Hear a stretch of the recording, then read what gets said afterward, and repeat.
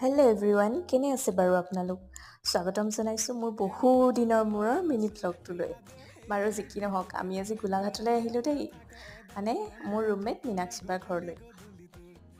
আৰু তাৰপিছত আমাৰ এই উৎপাতবোৰ চাওকচোন। গৈ পায়ে মুঠতে আমি স্কুটিত গ'লোঁ মীনাক্ষী বাহঁতৰ মানে নৈৰ কাষৰ খেতি চাবলৈ বুলি। খেতিনো মানে কি আৰু, এইফালে সৰিয়হ আছে, লাই মূলা আলু এইবোৰ। তাৰপাছত তাহাঁতি দুজনী আলু বুটলিলে, মই কৈছোঁ মই কেমেৰামেন, তোমালোকে বুটলা। আৰু ইফালে দেখিছেনে ভাইটিয়েও কোৰ মাৰি আছিলে।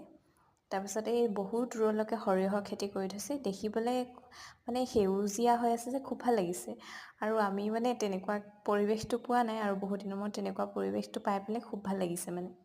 তাৰপিছত গৈ গৈ আকৌ আমি পালোঁগৈ গুড় পেৰি থকা নেপালী মানুহ এঘৰত। আৰু আমিতো দেখা নাই বাৰু এইবোৰ আগতে, সেইবাবে তেওঁক সুধিছোঁ কেনেকৈ বনায়। তেওঁ কৈছে আৰু